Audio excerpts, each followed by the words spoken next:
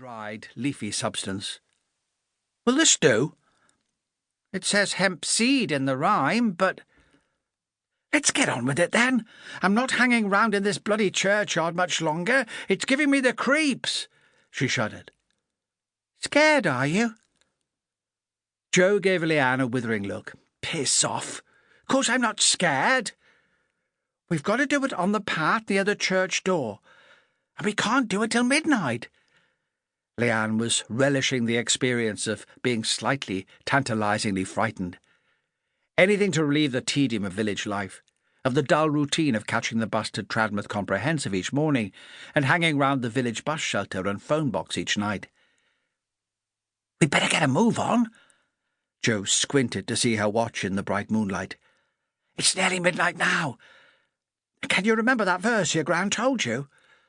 "Course I bloody can." The two girls giggled nervously up the church path, not daring to look left or right. The mist prowled like lean white cats around the lichened tombstones. Joe's hand was shaking as she handed the plastic bag to Leanne. "This had better bleeding work." Leanne opened the bag. "We walk towards the church door, scattering it. Then we look round.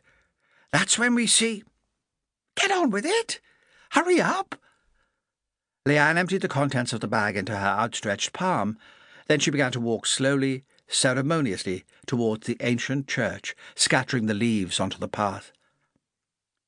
"Hemp seed I sow, hemp seed I sow. He that will my true love be, come rake this hemp seed after me," she pronounced solemnly. "Now we look round," she added apprehensively, dreading an encounter with her future lover less than her friend's sarcastic disdain when the ritual didn't work. And the girls turned slowly. They saw a movement. Something white swayed from the branch of a large yew tree to their left. They stared for a few seconds before they realized that this was no vision of the man of their dreams. The body hung there, twisting in the breeze that was blowing in the mist from the creek.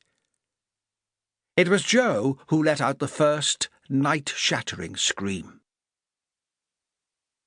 At 10 past midnight, Julian Destry, he had added the apostrophe to impress clients, poured himself another glass of Chardonnay and waved the bottle at the lithe blonde who lay supine on the adjacent sun-lounger. Monica Bellman shook her head. "I'm going for another swim." She sat up and reached across to touch Julian's bare stomach. Her hand slid lower, but he grabbed it before it reached its target. "Not now." Monica pouted in exaggerated disappointment. "What's the matter?" "A bit stressed out. Busy week." "That's why we come down here, to relax, to get away from all that. Come on. What's wrong?" She knelt up on her sun-lounger and began fumbling with the back of her bikini top. "I know the perfect cure for stress." "What?" "Wait and see." She discarded her top and slipped elegantly out of her bikini bottom, something most women are incapable of doing with any panache.